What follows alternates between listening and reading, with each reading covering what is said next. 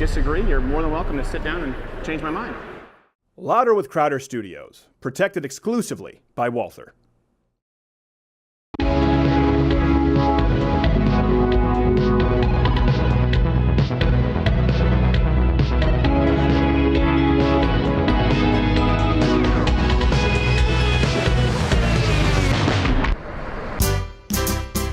It's June, which marks Louder with Crowder's third annual Cultural Appropriation Month, where we take you across the globe to appreciate and appropriate all the great cultures it has to offer. This week, the final week of this June, we take you to the culture of Honduras. Welcome to Cultural Appropriation Month. It's week number 4. To appropriate is to appreciate. We have some Honduras facts here. I don't know if you guys can you hear me there? Can you hear me, Gerald? I think I can hear you, Stephen. Okay. Yes. Is Sven and Gerald? Hey, why don't you, before we start, why don't you do the? It's kind of hard for me to do the question of the day. Give them the question of the day. Question of the day: is violence ever the answer? Yes, I do believe it. What do you think there, Sven?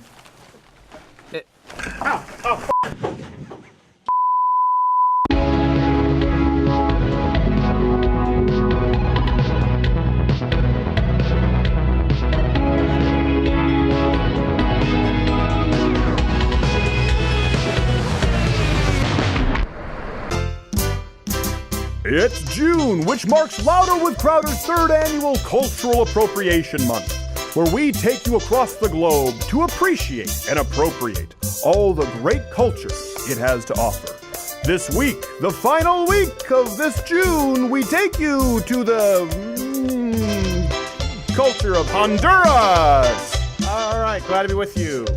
I'm seeing double. We have great guests today. We have Dr. Jordan Peterson on the show. Oh! And he's going to be on in the coming weeks for a long-form interview for a new segment we're going to be doing, something a little bit unique. And then we have Nick DiPaolo on the show, got punched in the face by a lady with Birkenstocks. That hurts. And question of the day before we move on is, the discrepancy between Donald Trump, President Trump, the coverage in the polls, it's so wide. We'll talk about that in a little bit. How do you think history will remember him? As the man the media painted him to be, or as an effective president? Of course, hit the notification bell if you're watching on YouTube, or join Mug Club or bookmark the page because notifications might not work. Producing with me in video studio as always is Jared, who is not gay. Follow him on Twitter at NotGayJared. Me at S. Crowder with your comments, your thoughts, your photoshops, your costumes. I don't know. So Honduras today. Fun fact: highest murder rate in the world. I was going to say industrialized. No. What are you? I don't understand. Check out your seat. Yeah. Okay. Yeah, I'll be signing those later. You'll be signing these?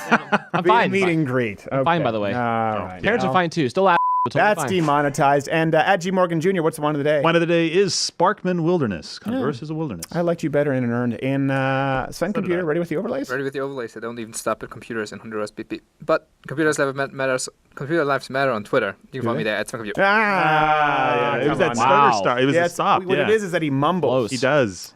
He tries in German form 500 other German interns who won his job trying to get away from Merkel. That's all I have for fun facts for Honduras. Fun facts. There's no highest fun murder facts. Rate. There are no fun facts. It's not fun at all. Like fun-sized candy. It just play nice, Sven Computer. Nice. I love how his bullet is dead center. Yeah. Good aim. It was an execution.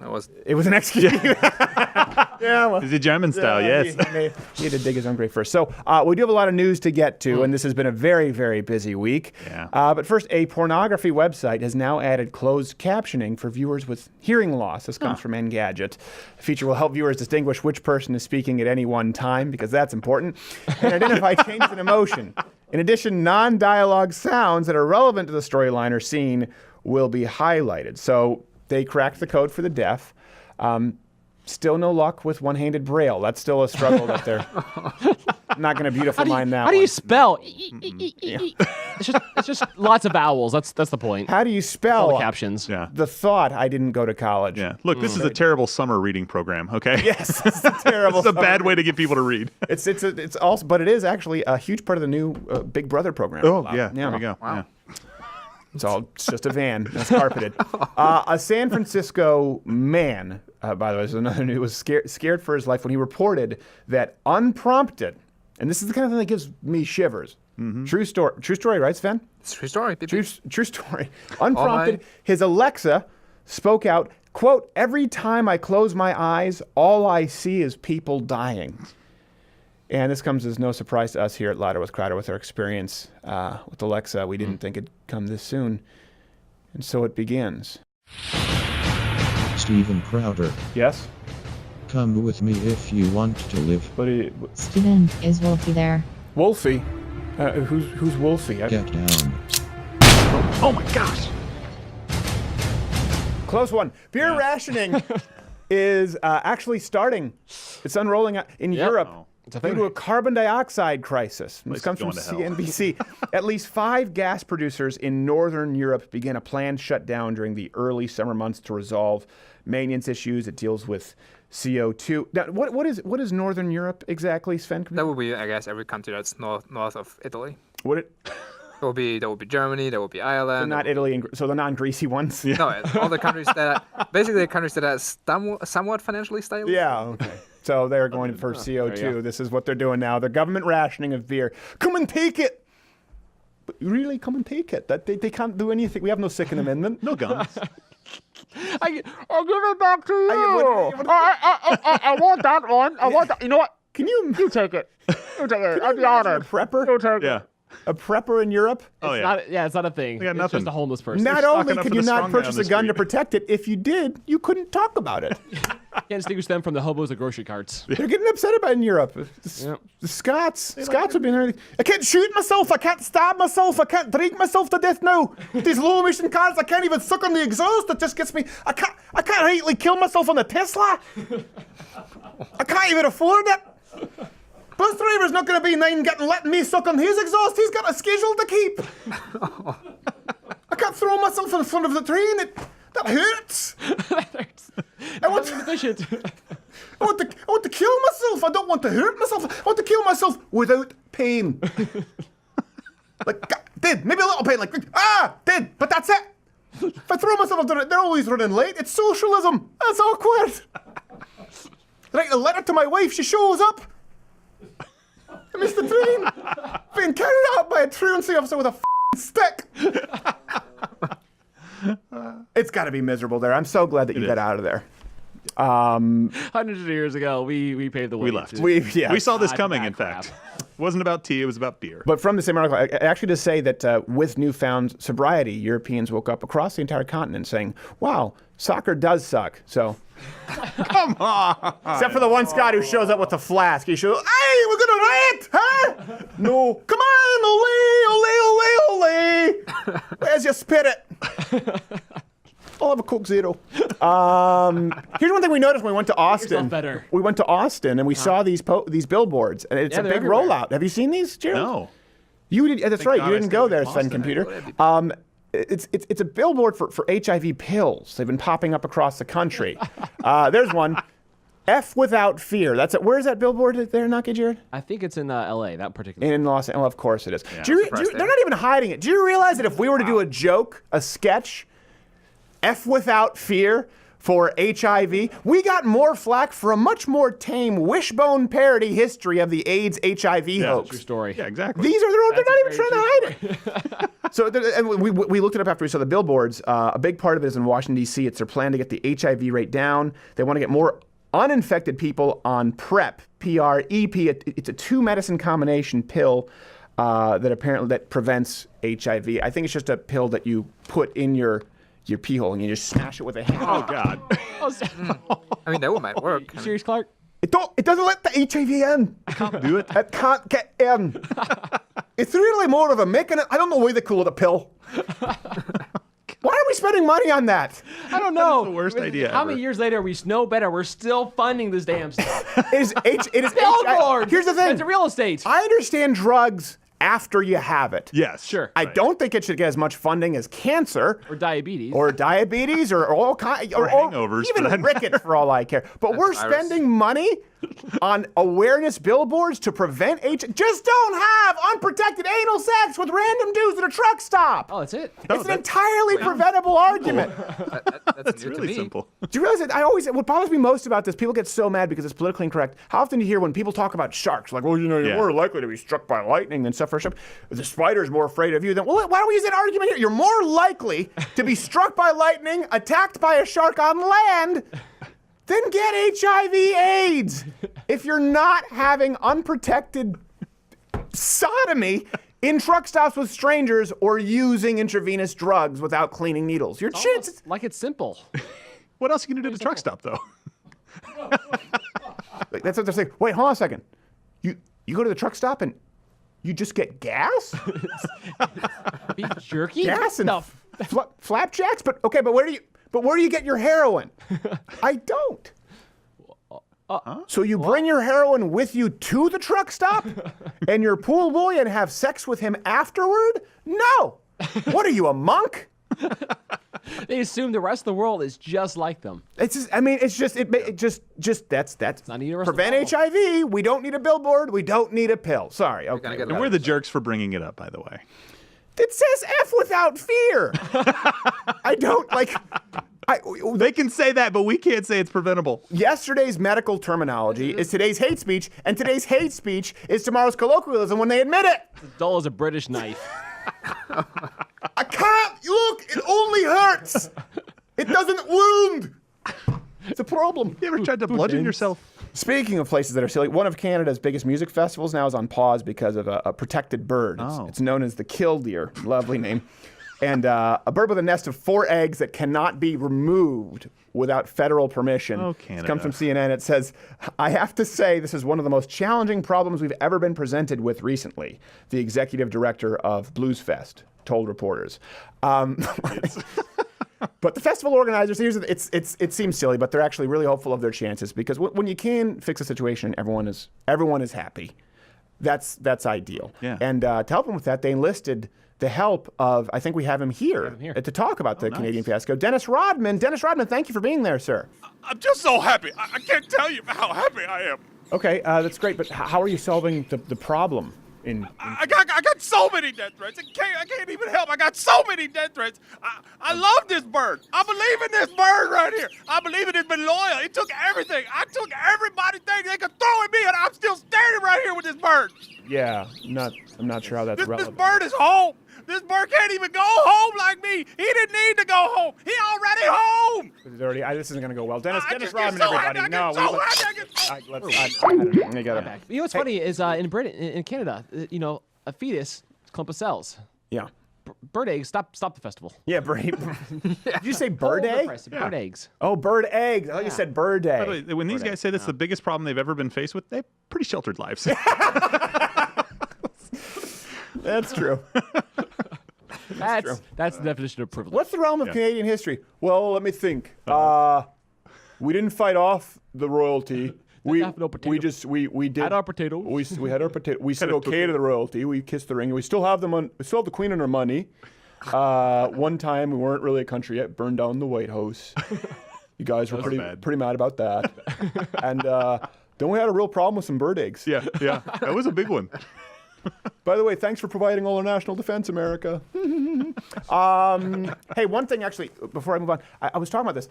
No, maybe someone out there can help me. No doctors have been able to describe this to me. I have one extra muscle on my left side here. Yeah. That I don't have on my right side. You're a bit of a freak. That's a hole. No one likes to brag. It's totally non-functional. And I went into specialists.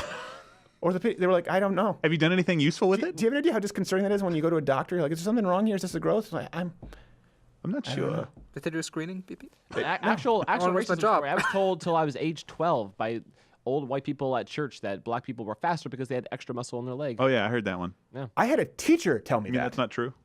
I had a teacher in high school tell me that. They said till 12. It was at least 21 before I stopped believing it. Do you realize that a teacher, my father's teacher in Detroit, taught him, and this was taught in schools, that black people had larger posteriors to retain water in arid regions?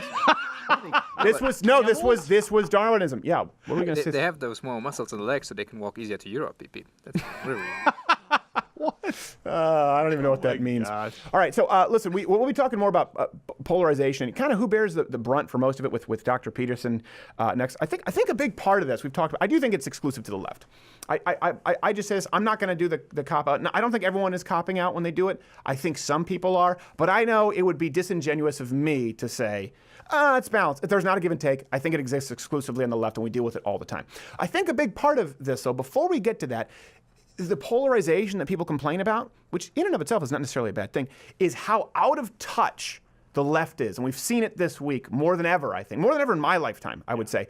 Would you say that probably? Absolutely. Would you say in your lifetime? Absolutely. Pretty insane right now. Jared, would you say so? 100%. Yeah, I would say kind of like we talked with under Obama, race relations were the worst they'd ever been in our lifetime with Black Lives Matter. Now it's all the relations. Well, I think there's an out-of-touchness from the left and the rest of America that has never occurred. I want to hear from you. If you actually understand what I'm talking about, if you sense it out there, it's palpable. What am I talking about? How out of touch are they with the rest of America? This is the world they live in, a sampling. I even thought, hey, maybe we won't talk about Donald Trump much tonight. And then he opened his mouth and all manner of stupid came out. And I'm not joking when I say I would feel more comfortable if Cersei Lannister was running this country at this point. What would you say to him? No, I would say to him, I'd say, you're probably the worst president that any country's ever had. I know this news is very painful for a lot of people. No Feels like for the next 30 years, America is going to change in a horrible direction. In some ways, it feels like all hope is dead and nothing can bring it back. Where were you in 2017 when we had the worst president in the history of the United States? Trump administration officials have been sending babies and other young children three tender age shelters in South Texas. Lawyers and medical providers just... I think I'm going to have to hand this off. Yeah. Don't cry. This is Nazism. Okay. They just assume people are on board. I remember Oprah was talking to, we couldn't find the video clip, but Oprah was talking about, I know things are bad out there right now. Here's how things really are. Unemployment, the lowest in almost 20 years. Job participation rate is extraordinarily high. People have more money in their paychecks than our lifetime. That's bad, actually. That's Yes. In their world. This creates polarization. When you have people going, right, he's the worst president ever. Right? Yeah. And even when they're not being aggressive, you have a lot of Americans, they're coming home from payday, and they're watching, opening their check with their letter opener, watching Jimmy Kimmel going, No, this is line up. I got my money. That's what hopelessness feels like, Stephen. That's see more money. Yes, exactly. And what's crazy to me is they claim we're living under fascism. Like the Supreme Court was a big thing. Yeah. Here's what's so we talked about this yesterday, but I didn't think I put fine enough a point on it. Quite literally, all of the major decisions that people are pissed about ruled in favor of freedom and choice. Freedom to choose to join a union. Freedom to choose to not be mandated to promote abortion. By the way, this doesn't destroy unions, and it doesn't destroy pro-abortion clinics. It's like, hey, I don't want to have to pay a union. Yeah, that's fine. I do want to join a union. That's cool, too. I mean, they're mad at the yes parent. I don't want to have to promote abortion services. Yeah, you can do that. I want to create an abortion clinic. That's cool, too. This is fascism? There's no hope left? I don't understand this. You know what I hope dies in this country? What he's talking about is dead. And pardon my language, your ideology. That's what's dead in this country. All right. Gerald Morgan, sorry, not sorry. Dropping the S-bomb. What were you saying there, Sven? Well, the thing is that the rulings were in favor of staying true to the Constitution, beep beep. And so they just want activists on those courts. And actually, there's a Slate piece that just came out today because I joked about it yesterday. And sure enough, they had a piece about it. Where now they're proposing, next time the Democrat is in power, beep beep, we could just expand the Supreme Court. Just put a few new judges in there to. Think about this is crazy. Like that would be a crazy abuse of the legislative process. Right? It would be a crazy abuse of. Most insane. I don't know how many. Of course, you're changing the judicial branch of government, but I would imagine you'd have to use all three branches in one big giant cluster screw to make it happen. I don't even know if there's a Schoolhouse Rock for this. There is not. There's no file for that. But we were joking about that yesterday, and they're saying let's create. Remember when gridlock was a bad thing? By the way, if only we could get to gridlock in Washington. No, Barack Obama had the House, had the Senate. He had that when he started. He had everything he wanted. He couldn't get it done. Why? Because of his crazy policies. Yeah. Also, gridlock is beautiful. Yes, but now they want to create gridlock in the court. Yeah. Let's add another judge. Why? We need the gridlock was terrible, but now the ends justify the means. Well, hold on. What's the ends? To make sure that you have to join a union and promote abortion. This can't be Nazi Germany. They're coming for the gays. What's next? Non-taxpayer subsidized HIV prevention pills? What do I have to have? Stop having anal sex and truck stops with strangers? I'm not an animal. God forbid. Yeah. Not on my watch. Not on my watch, Pol Pot. And what happened? Trump's approval ratings are at 47%, on par with Barack Obama's at this point in his presidency. Pretty good. Despite, unlike Obama, no support for the media at all. No, in case you were wondering. He's carrying his own water on this one. Which I think to me, that's one great, wonderful thing about the Trump presidency is that it has just diminished the power of the media. They realize they just can't, they don't have the influence. Remember that one clip we played a long time ago? Larry King talked about the media's role. I think it was Larry King. I don't think they can influence elections. Yeah, they don't elect presidents anymore. No, it's like, also, I pooped. What? that was never their job. Never their job. Well, maybe that's why they're getting so pissed off, is because they're realizing it. They have less influence now than they have ever had. All hope is lost.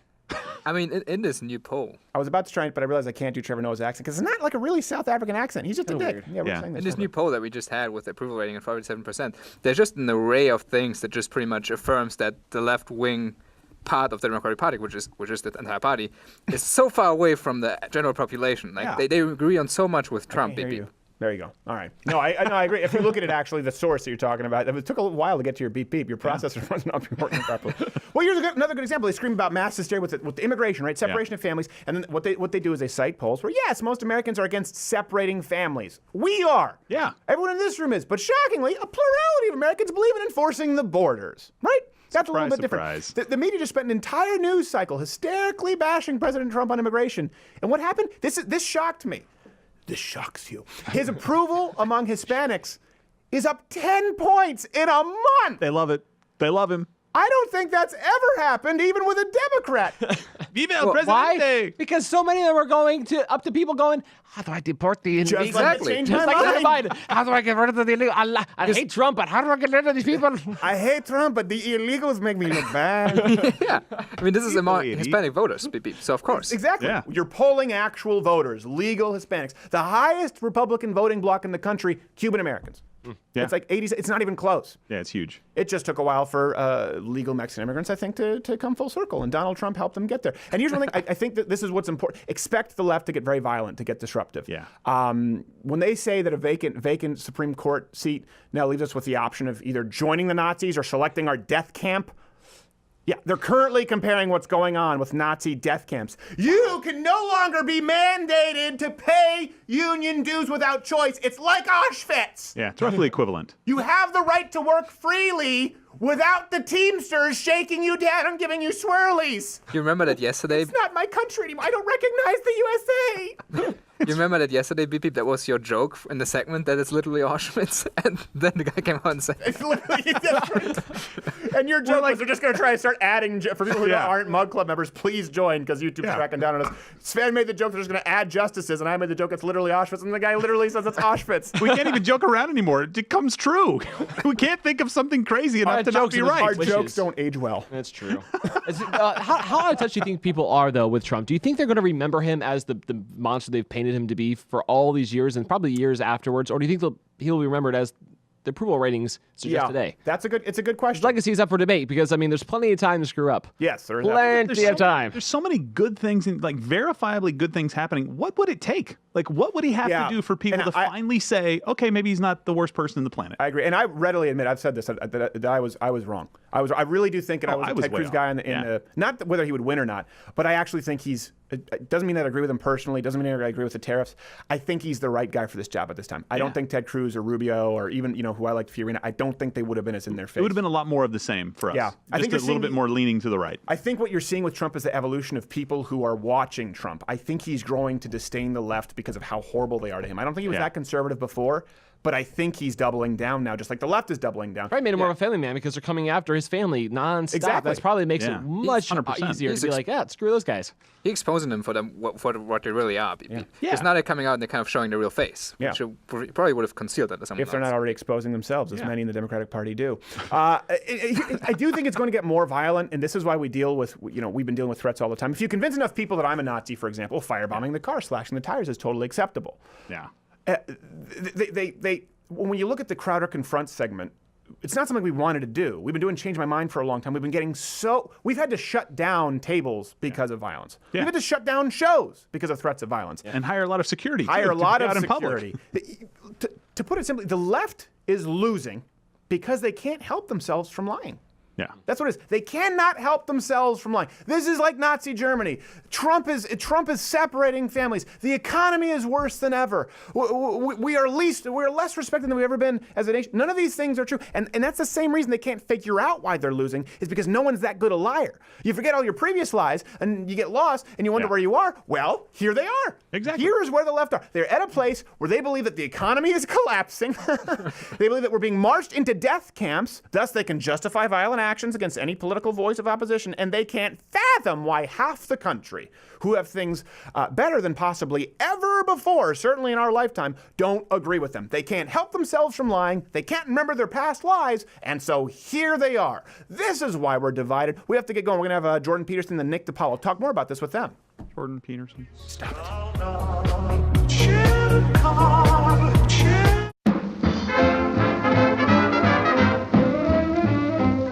Why, hello there.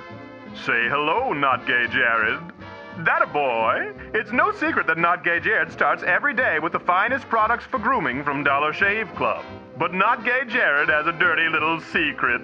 Tired of the woes from the old-fashioned wipes, he knew there had to be a better way.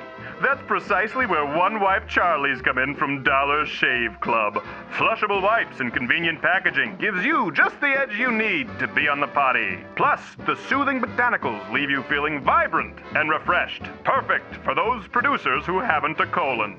Try one-wipe Charlies from Dollar Shave Club today, because anything else is a pain in the ass. Go to dollarshaveclub.com/Crowder for your $5 starter kit. That's dollarshaveclub.com/Crowder for your $5 starter kit. Because they have the balls to sponsor this program.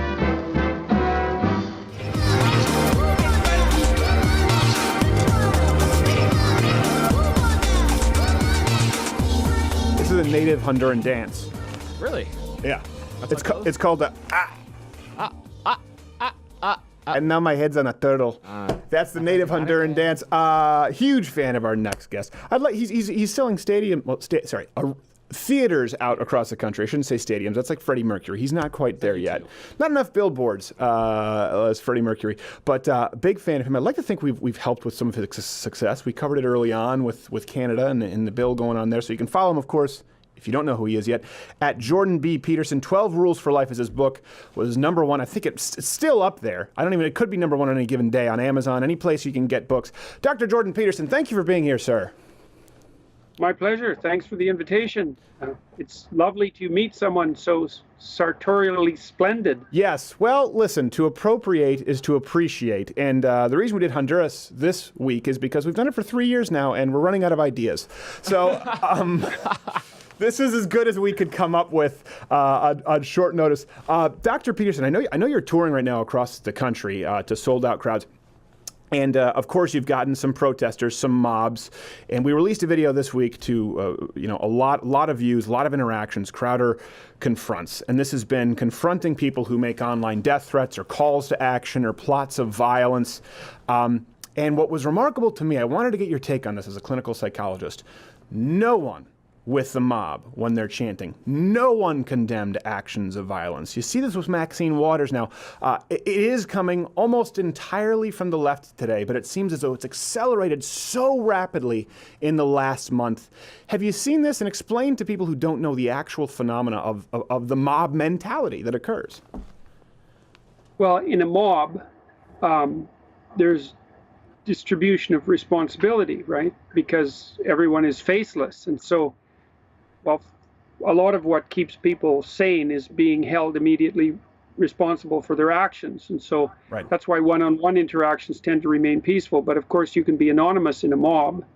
And then because you can be anonymous, if you're resentful or angry or anything like that, or vengeful, then you have the opportunity to let your worst, what would you say, the worst parts of you manifest themselves without fear of being called for your actions. Before I interrupt you, was that a tugboat? What was that? I said, before I interrupt, I hate to interrupt, was that a tugboat? What was that sound that we just heard? It's no, it's probably a water pump. I would say. Okay, it comes through the speaker. I'm in the motorhome. Eh? Okay, all right. So I continue. You were talking about the accountability, but through my headphones, it sounded like a tugboat. Continue, Doctor. I apologize. Well, a mob allows people to hide, fundamentally. Yeah. This is also why you can't really apologize to a mob. You know, if you're mobbed online, for example, and you apologize, there's not much point in it, because you can apologize to a person and you can offer to do better and you can say your mea culpas and all that. But the mob shifts and changes on you, and you can't hold a mob responsible as well, which is another reason why they're so dangerous. That's a really interesting point. You know, I never made the connection with, you know, President Donald Trump or conservative. I said, listen, they're gonna, or like yourself, they're gonna label you a Nazi anyway. So you don't need to appeasing crocodiles is futile, is the old term.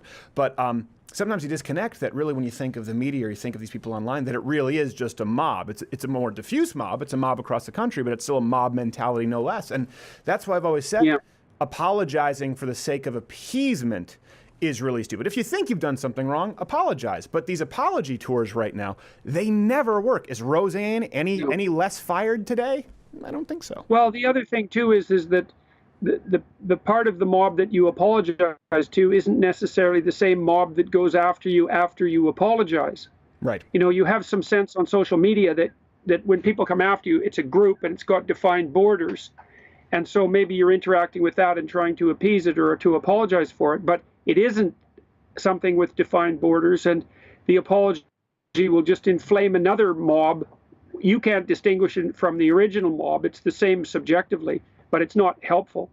It's not helpful. Let me ask you this then, separating from what we've been doing with the Crowder Confront series. Let's say someone online finds themselves being mobbed because of a tweet or something that they posted at some point, and they think they're actually wrong, but they know that people are going after them because they want to see them destroyed regardless. Should they apologize because they feel they were wrong, or should they just move on down the trail? What's the best way for them to handle that? Well, I don't know if they should apologize on Twitter, that's for sure, because Twitter doesn't look like it's a good place for reasoned conversations.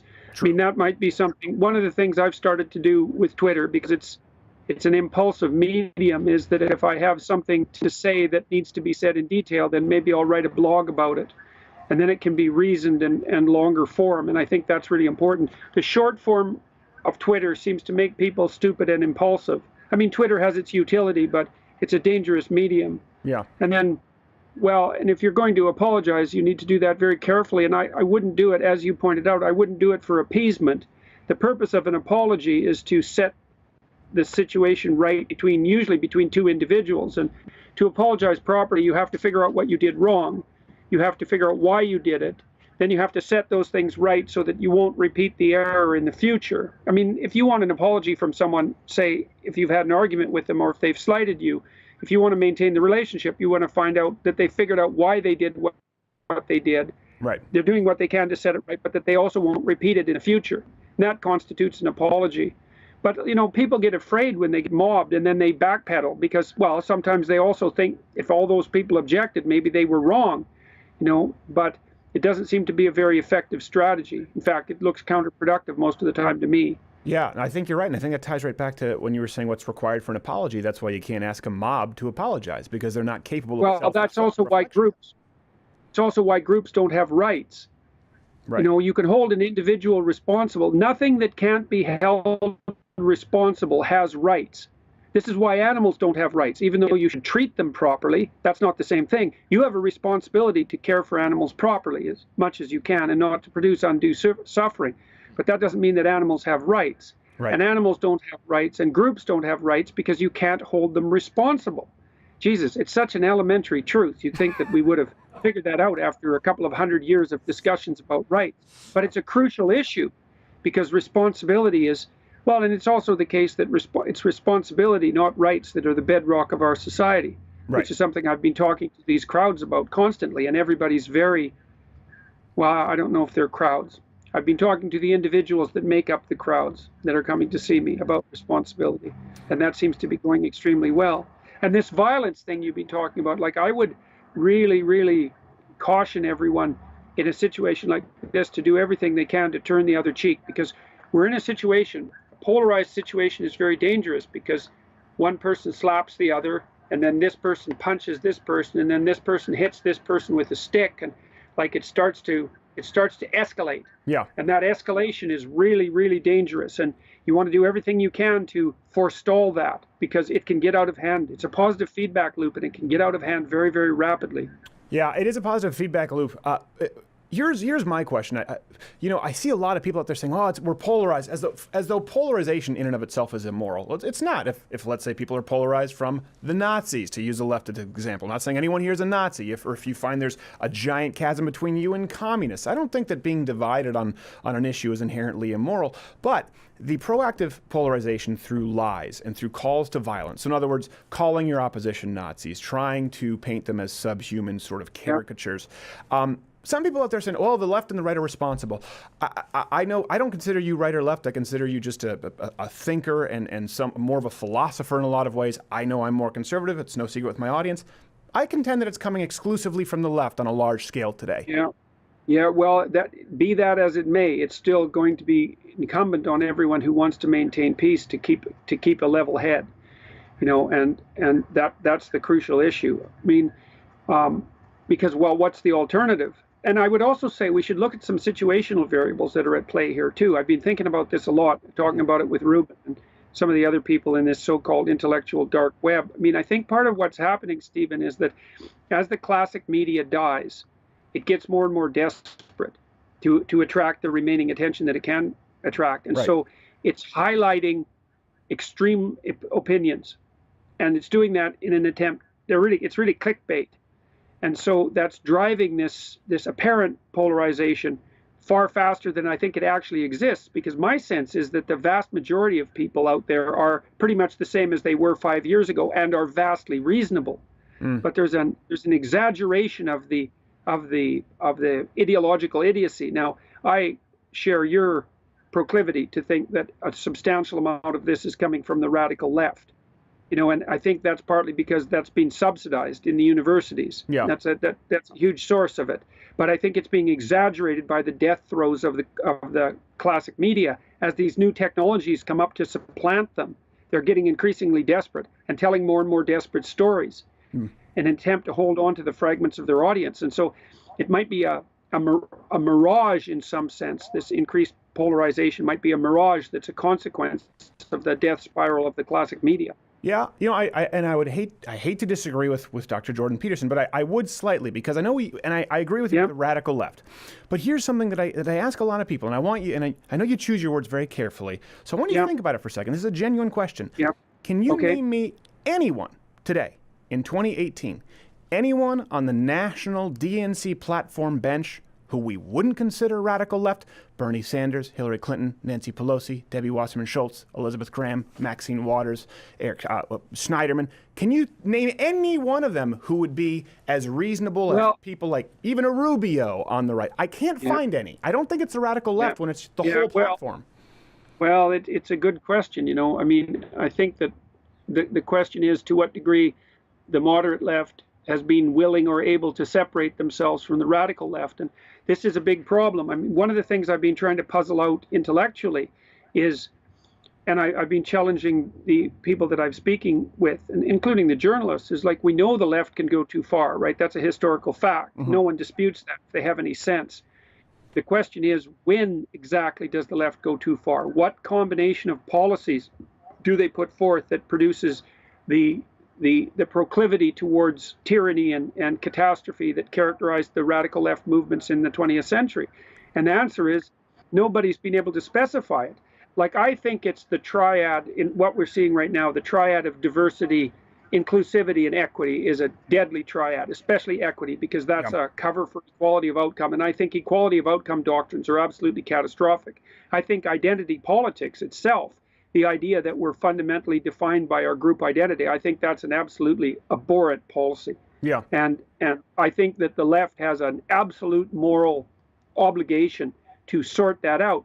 But I would also say that it's a technical problem for the rest of us, centrists and conservatives, as well as left-wingers, is like, what exactly is it in the leftist policies that produce the catastrophic outcome? Because one thing you can say about the left, I think about the necessity for the existence of the left, is that hierarchies tend to dispossess people. And that's a standard postmodernist claim, but it's also true. And the dispossessed, the working class, let's say, need a voice. But the problem is that too much concern in that direction starts to tilt and produce very pathological outcomes. And we're certainly seeing that right now. Yeah. And we need to be able to sort it out intellectually. When do they go too far? What do you like? The right goes too far when it makes claims of racial or ethnic superiority. That's kind of the consensus, right? But it's not so easy to put your finger on exactly when the left makes its fatal error. Maybe it's a combination of policies that does it. I don't even know that I would consider that necessarily right-wing, because the last people to do it were just racist socialists. I mean, even if you look at the Tiki Torches guys today, if you look at their speeches, when they try to associate this with the right, I go, hold on, listen to their speeches. They're talking about an expanded government welfare state, if we got rid of the blacks, browns, and Jews. It's very, very left, exactly and they have to be racist. But let me ask you this. I know, well, let me posit this, because you said, what is it, as far as the left, and you talked about the hierarchy, and we've talked about the mob mentality. Could the through line be weakness, equality of outcomes? That's a way for compensating for weakness. The mob mentality, it's to compensate for fear of your own weakness. When you look at this demanded hierarchy, demanded power of the state, that's one thing that we've come in consistently, these people who make the threats, who call actions of violence, who paint their opposition as Nazis. It seems to be very weak-minded people. Well, it seems to me that it might be more associated with resentment. Because it's resentment masquerading as compassion. But the problem is it's still hard to delimit as a policy. Right. Now you said something that I thought was interesting about the right and the left. The way that I've been conceptualizing the political landscape at the moment, generally we think of right and left and the distribution between them. But I think really the right way of thinking about what's happening right now is it's collectivist versus individualist. And then on the collectivist end, you have the left-wing collectivists and the right-wing collectivists. Right. And the left-wing collectivists are playing the victim narrative, and the right-wing collectivists are playing the ethnic identity card. And so the real dispute is between the collectivists and the individualists.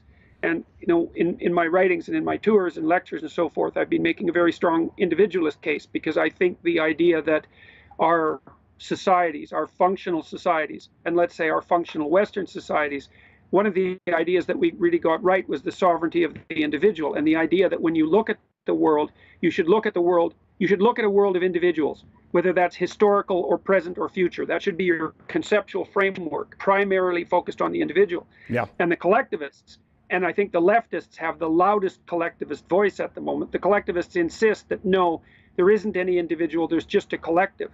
And it's interesting too, because of the left-wing assaults on free speech. I've been thinking of them through. It isn't free speech that the radical leftists are mounting an assault on. It's the idea that there is such a thing as free speech, because the radical leftist collectivist claim is that you can't speak as an individual because there is no individuals. You can only serve as a mouthpiece for the power claims of your group. Yeah. And that's an unbelievably pernicious ideology. So I think it's the fundamental proclivity of the collectivists to view the world through a lens that focuses everything on group identity. I think that's the real killer. Well, you're a buzzkill today, because you're not talking about policy. You're talking about deeply rooted, infectious ideology, and you're right. Damn it, Jordan, you're right. And so when I show up in Ranger panties and an Uncle Sam costume and get my head almost knocked off, I feel like I have to do this, because they need to be afraid of somebody. Well, I've got a question about that too.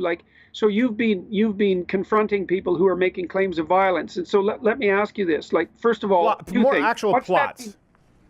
Okay. Yeah. So what's that been like for you? And do you feel that you're are you inflaming things? Are you satirizing them? What role do you think you're playing in this? So a couple of things, I think, and that's a good question. As we say in the video, sorry, every time I move, I'm trying not to move with this ruffling here. We have hours and hours and many, many, many dozens of millions of plays on Change My Mind videos, right? Where we sit down and we say anyone can sit down and have a conversation, and it's unedited. So with the loved ones, yes, this is what they say, discussions. And this happened in Austin, where actually there were a few. So we've taped a handful of these, by the way. We just sit on the footage and let them lie about it, and then release the video, because it's more fun that way. So we sat down, and we actually had a transgender city council candidate sit down for 40 minutes. It was very civil. She came back at another Change My Mind and said, "Hey, thank you so much for being so polite." Very nice. So we had these. That's our goal. But when you post our location and you actively plot to harm me or my crew, that changes things. And the point here is no longer to convince these people who want acts of violence to stifle the conversation, but for people who may not be aware. We have to understand this. This is one thing that a lot of people understand. Probably about 85%.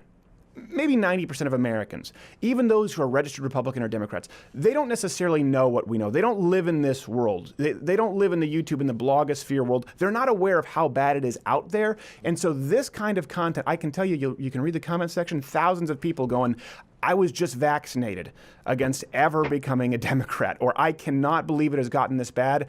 I really need to take an active role and join a local chapter. So you think these people only exist on Twitter? Yeah. You think they're just Twitter trolls? You don't think these are real life people? And the truth is, we have eyes and ears everywhere, and it's very deeply rooted. And I mean, we've had several people arrested, reported to police for other acts of violence, not including myself. So that's the purpose for it. Have a conversation. When they try to stop it through violence, expose them to the rest of the world.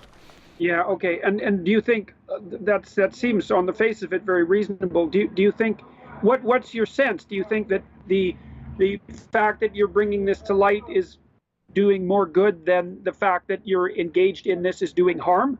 I do. Yeah, I do. And again, the reason why is because so many people are not aware. You get outside of you, myself, Rubin, Shapiro, Rogans of the world, and a lot of people are not aware how bad the left has become. And when they see 20, 30 people, and none of them will say, hold on a second, posting an address and saying, blow up this guy's van with people in it, when no one will say that's bad, the millions of people watching go, wow. Oh, wow. This is something I need to be aware of. I need to be careful here and know what the left is up to. So that's the... Well, it does seem to fall under the auspices of self-defense in that situation. I mean, I'm just curious about it because, and it's not a criticism. It's genuine curiosity. You have a large platform, and I'm trying to figure out ways that this can be discussed and brought to light, say, that don't simultaneously produce the probability that the violence is going to increase. It's not an easy thing to do. I mean, and your point is, well, it makes more sense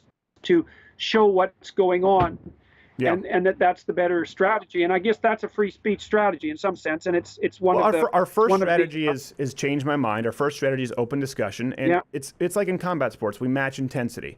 At a certain point, you've got to get your dukes up. And there are a lot of other people out there who've been sucker punched. A lot of other people who've had tires slashed or have been actively, they handed you a knife for the Ben Shapiro event. Ice pick. At a certain point, I don't believe it does anyone any favors to sweep it under the rug in the hopes that these people will be peaceful, especially when you have Maxine Waters out there encouraging it. They're getting more violent. And it really worries me. And I do think sunlight for that is the best disinfectant, provided you are also having discussions and rational debates, which we do. And number one, of course, it's wildly entertaining because this is a comedy. And what do you think? What do you think the consequence is of these change my mind events that you've been having? Yeah, those have been. We've how many millions of comments and people who've actively changed their minds. I mean, I can tell you 6 figures of people who've become pro-life from watching that. Okay. Which for us. Okay, is so great. you think you have some credible evidence that the rational discussion end of it is actually producing some real exchange of views and some transformation of outcome. Yeah. So that would be a good thing. Yeah.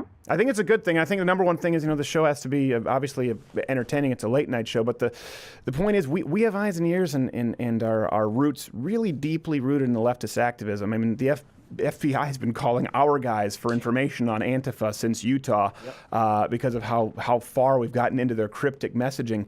And I can tell people this, it's gotten a lot worse. The rumblings are a lot worse, including for yourself. I've been fortunate. Well, none of my shows have been protested except one in Portland, and there was about 50 people. Surprise! And there was about 50 people there, and there was a couple of Antifa types, and they were dressed in black with masks, and that anonymization of protesters, that's a very dangerous thing. When someone shows up and they're dressed in black and they have a mask and you can't tell who they are, absolutely they're up to no good. It's like the real life YouTube comment section where people live anonymously, so they say whatever they want. It's the same thing. Put it in real life where they just Now take that anonymity. I would say anonymity in those situations is the hallmark of a dangerous coward. And so for those of you who are out there hiding behind anonymity, that's how you're manifesting yourself in reality. Yeah. Dangerous coward. And that's a big part of this too, is unmasking the anonymity, if only for the most violent and the most egregious offenders. All right, the book, of course, is 12 Rules for Life. Highly recommended if you want to be productive. Also, if you want to learn about lobsters. Always love that tidbit when I read this book. At Jordan B. Peterson. And hey, where's the best place for people to follow your tour if they're not aware yet that you might be in their city? Oh, they can go to my website, jordanbpeterson.com, and look up events. Yep, and I think that discount voucher I made for your people for self-authoring is still available too. So okay, for self-authoring.com, I think it's Crowder, right? Yep, that's right. That's right. And I highly recommend it. Self-authoring.com, 12 Rules for Life. Get the book. Dr. Peterson, thank you so much. We have Nick DiPaolo coming up. Please stay safe and enjoy your shows. Yep. One live read of the week, and this one is, of course, actually from Mug Club. So want to show you something really quickly. We did this Crowder Confronts video this week, and Nakaja can bring this up. You can see YouTube has said that their algorithms will be based on interactions, comments, and likes. That's how they want to feature videos. That's what determines views. But there's a disproportionate number of comments and likes if you look at our videos, the catalog. I mean, it's exponentially higher than comparable videos on the left with far lower view count, and we're going to try and get to the bottom of it, but all of them are demonetized, of course. Loudwithcrowder.com/mugclub is the only thing that allows us to continue to do these videos, whether it's Change My Mind, whether it's Undercover Investigations, because these videos are very costly, labor intensive, and we don't make a dime off of most of these videos on YouTube. So the paid content, we're the daily show, the full 45-minute show, what you watch here Thursday. If you like it, you get it every day. Loudwithcrowder.com/mugclub, $99, $69 for students, veterans, or active military. You can get a week trial. It's the only way to help us fight back here on YouTube, because the squeeze is becoming tighter and tighter. And if you don't want to and you just enjoy the free content, that's absolutely fine too. But it can't sustain itself without your support, and we appreciate everyone who does. Thank you.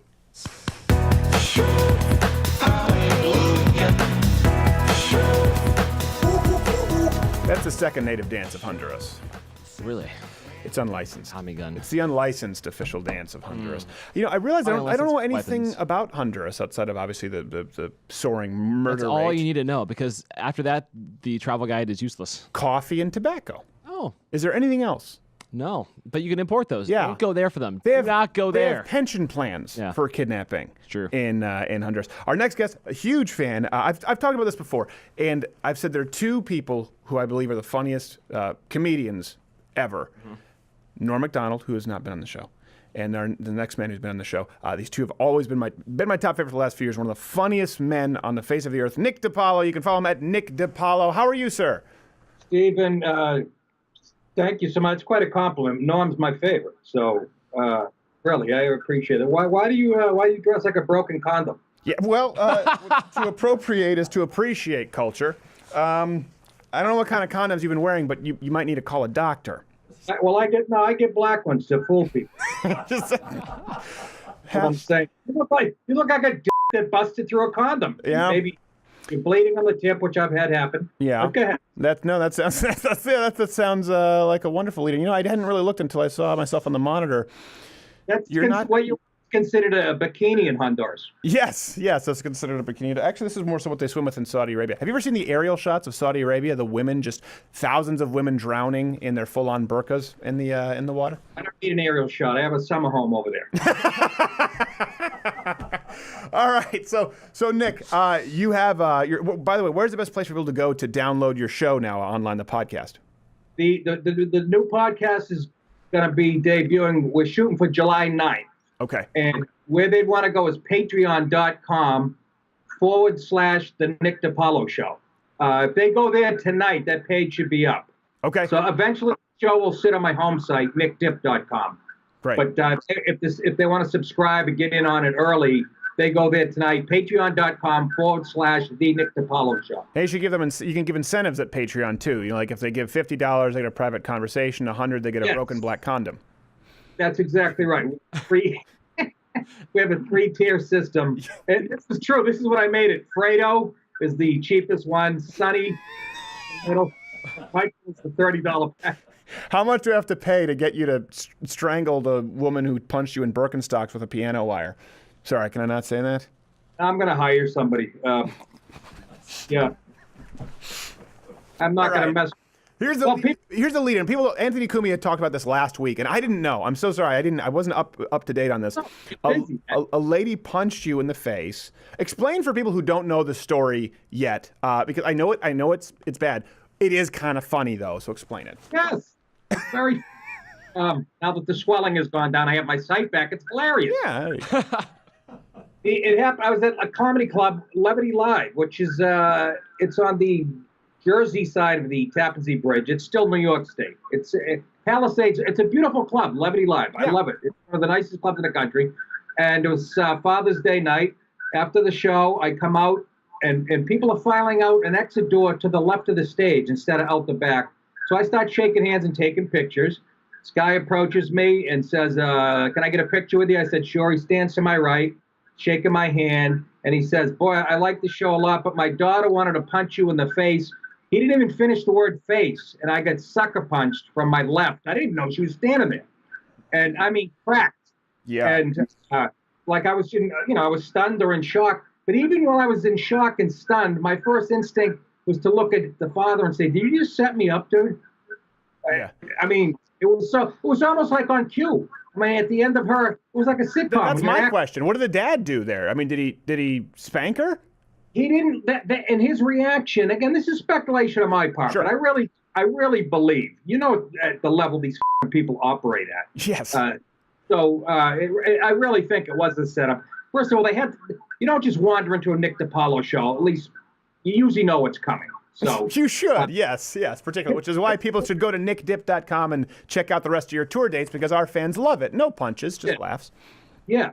So I mean, I look right at him, and I don't remember him restraining her or going, "What are you doing?" Yeah. So his reaction was kind of weird too. But then the whole thing moved out to the lobby, and he said, "Well, my daughter has emotional problems, and I shouldn't have brought her brother."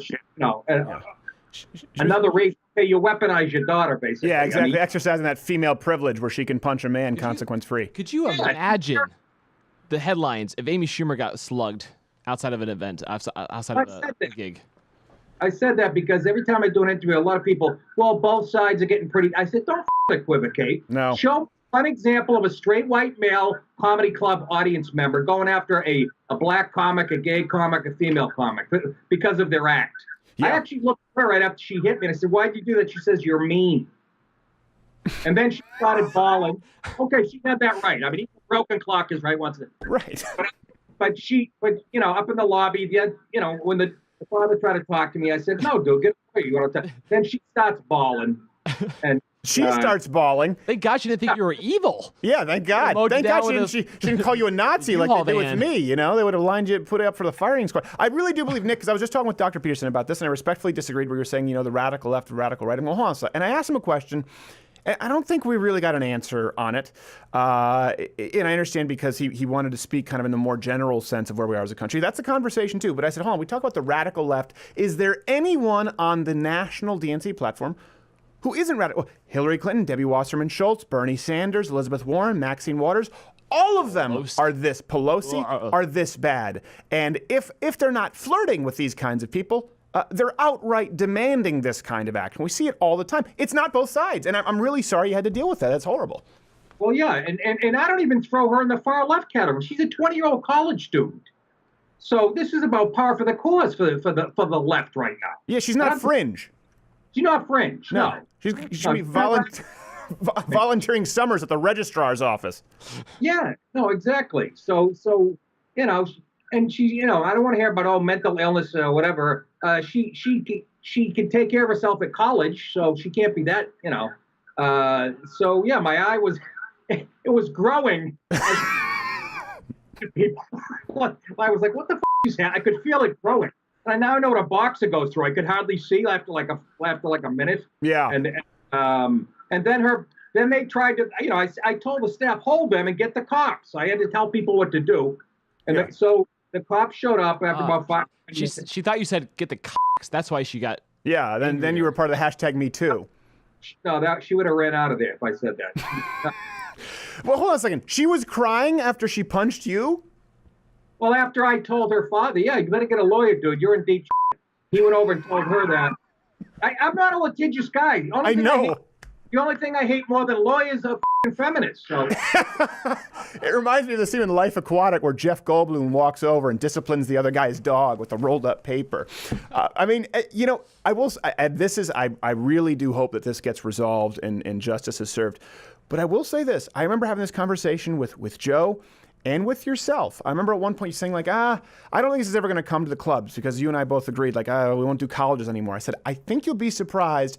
I think that business owners have to be careful, if only for situations like now what you've just described. Well, here it is. Now they've come for the clubs. Yeah. Yeah.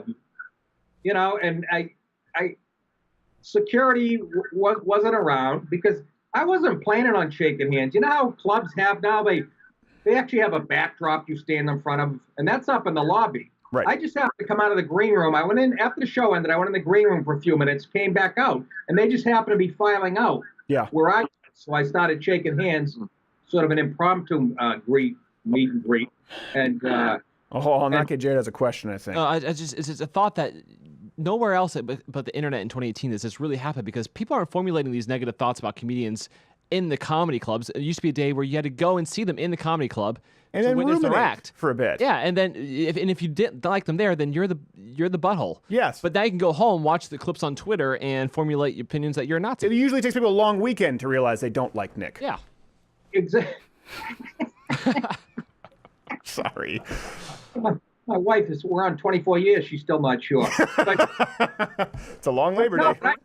I said, and I think I was the first comic to start saying this. I started saying this 5 years ago. Now I see everybody saying this. But when people walk out of my show, maybe even more than 5 years ago, I will yell to them, "Did you do your research before you came to the club? Right. Did you see who the headliner was? You know, don't go walk to a music venue expecting to see Zeppelin and be surprised with it's men without hats." Yes, exactly. You go to see Alice Cooper, and I thought he was going to be playing piano at Carnegie Hall.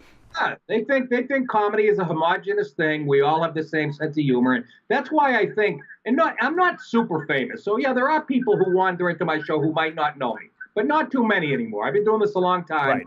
The way this went down, putting two and two together, I don't doubt that they sat at their house and said, "I hate this guy. He's a racist. Let's go to a show." And again, speculation. I can't even get a call.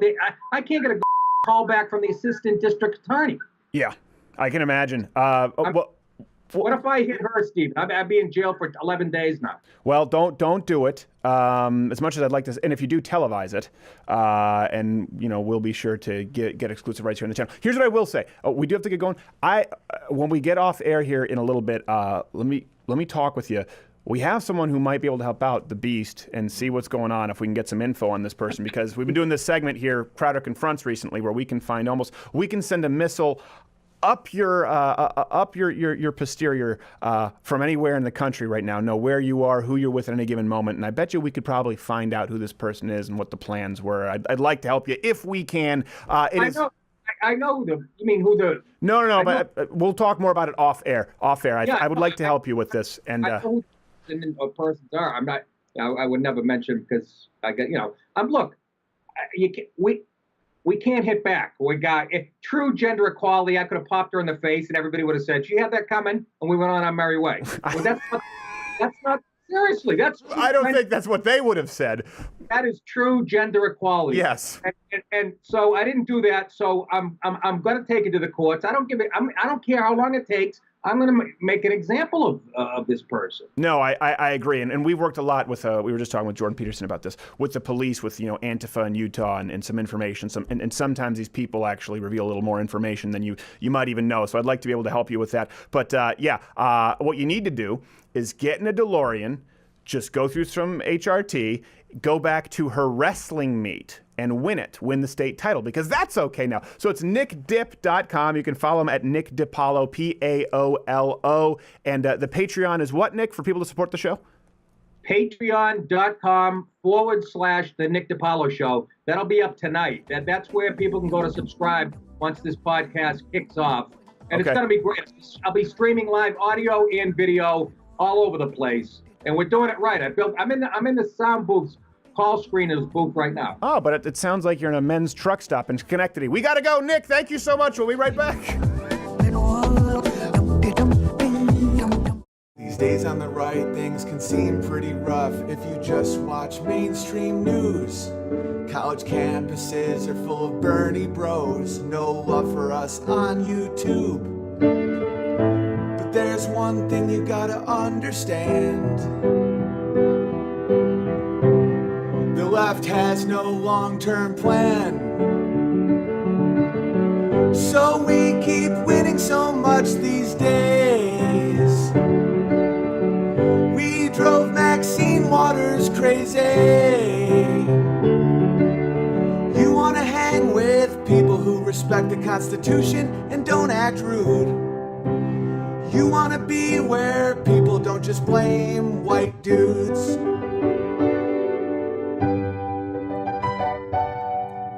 We got judges now who aren't super pumped about killing babies. Chuck Schumer is pissed, and I'm pretty sure Nancy Pelosi has rabies. Our economy is doing great, and we don't have to bake your cake. We keep winning so much these days. It drove Maxine Waters crazy. You wanna hang with people who respect the Constitution and don't act rude. You wanna be where people don't just blame white dudes.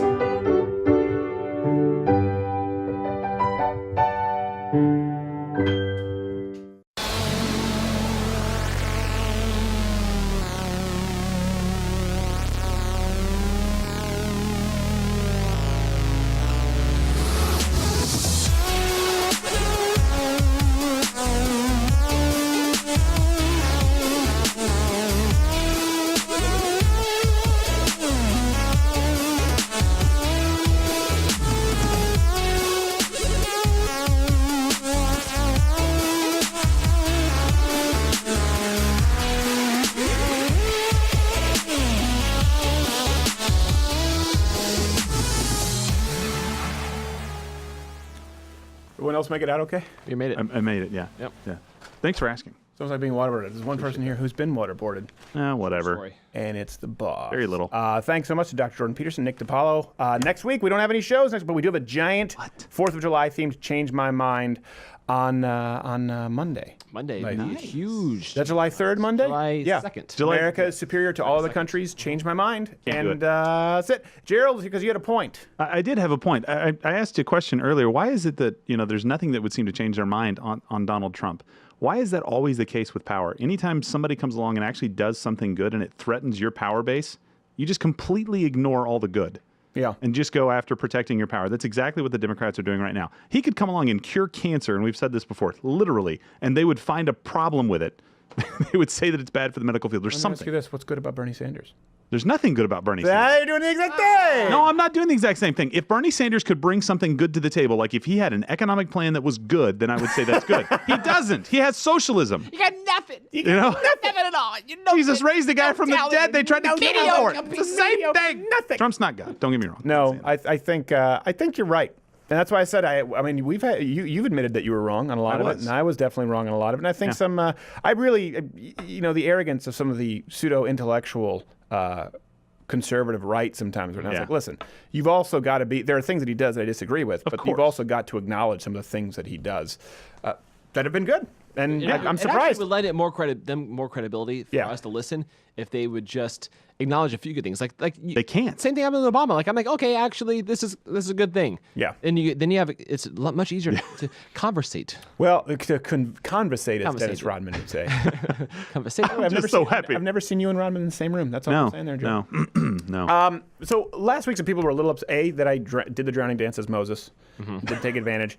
And B, some people didn't think it was, this last segment is usually somewhat inspirational. So let me shorten this for you really quickly. You want some self-help tips? Here's the stuff the gurus aren't telling you. A lot of people say, well, hold on, sometimes your advice contradicts your previous advice. Like you talk about working hard, but then you talk about being disciplined with rest. Not all life tips, okay? And we get a lot of these requests coming in by email. A lot of people, person who sent his Navy Cross, people who have unbelievably touching, moving stories. Yeah. These are the people I try to respond to, not people who are just looking for get-rich-quick schemes, which, by the way, we're not rich. We have a semi-successful online show, late-night show, okay? No one here has their own Learjet. Not like the Raelian cult. The guy who led that. That's what you do. You start a cult. So not all life tips, and this is one thing because everyone wants to, they're not for all people at all times. So if you're on a bike, Gerald knows this, you're about to climb a mountain, it's going to be very different advice from if you're speeding downhill. Absolutely. Right? Fantastic. It's an entirely different tact. Can't believe you just used a cycling term. But is that not true? It's absolutely true. So first one is simple, right? For most people, you've got to start pedaling. Most people are just sitting on a bike. That's it. First tip for life, move. That's it. Just start pedaling. That's going to be one of the harder parts, is move. If things aren't improving, just start moving. There you go. I'll give you a little bit of an Al Sharpton there. I didn't even intend to. You don't need to worry about wasted motion yet, or wasted energy because you're just a lethargic blob, okay? You're not using any energy, so don't worry about conserving it. The first step is move. Getting a bike started is a lot harder than keeping it in motion. Most people never create a goal and chart a path. And this one's because there's a little bit of an email that kind of ticked me off. This is someone who thought they had it figured out, but I just need this little, no, let me tell you, you don't have any of it figured out, okay? Some people don't. I didn't at one point. But this is a little bit of tough love. This tin can might hit you in the teeth. Then a lot of people never actually start down the path if they do chart a path. So do something. That's the first step. Now, once you're moving, once you've actually been putting in the reps, you need to challenge yourself. Every now and then you need to do something as hard as you possibly can. So you start moving. Here's tip 2. As hard as you can, find your breaking point. Sprint up that hill. Yeah. As fast, as hard as you can. Feel your legs burn. Feel yourself burn. Feel yourself really close as though you're just about to die only to see that crest. If you never redline the engine, if you never push yourself as hard as you can, it doesn't matter whether it's in business, whether it's in sports, whether it's in actual cycling, whether it's in being the best husband you can be, whether it's being the best boss you can be, whether it's using your influence as best you never get to see that sunset over the hill. So every now and then, sprint as hard as you can. Start by moving if you're doing nothing. That's the bulk of you. And push yourself. Challenge yourself. Find out your limits. Then, between all that is the most important. We've talked about this with Brian Shaw. We have top athletes on the show. The in-betweens. You hear me talk about this? The in-between the hills, right? Yeah. In between the beautiful scenic views, you got to keep moving. You got to keep pedaling. A lot of times people think it's the sprints, and some people are better at downhill, and it's the people who are consistent. At the end of this finish line, consistency is key. Be deliberate about resting. Okay, at this point, because you've already started moving. Now, people are like, oh, Stephen said be deliberate about rest. You haven't even pedaled, son.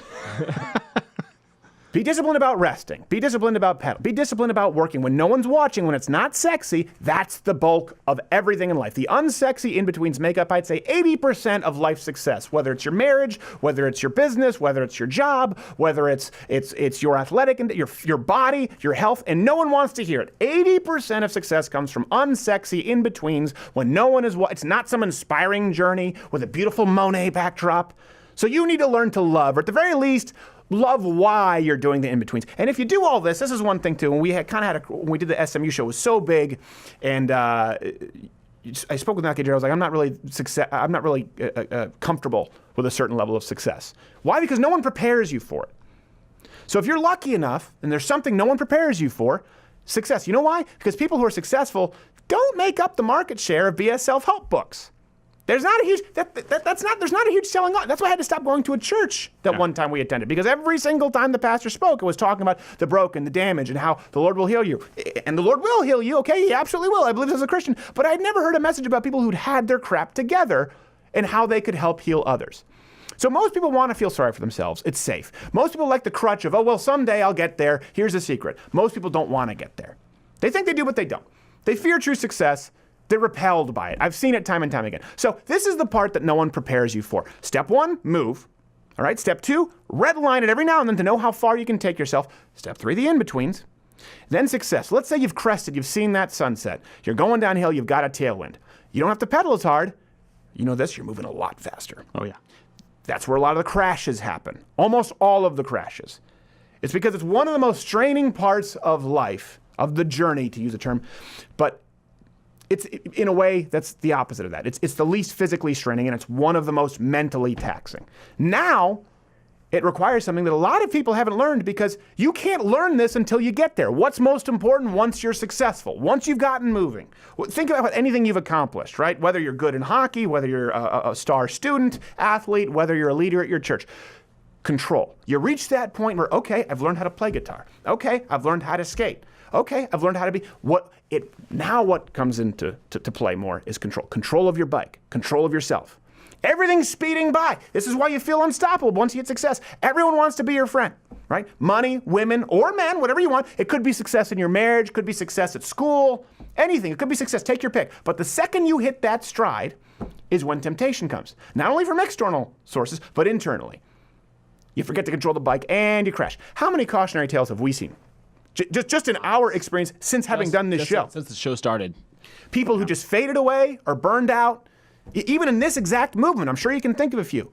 It's why after SMU and this kind of crazy ascent to what moderate level of success we've had at a very visceral, a borderline crisis, because I didn't know, I didn't want to be like that. I've seen so many people who've hit this level of success and then it just goes away. I didn't want to squander our influence or our responsibility.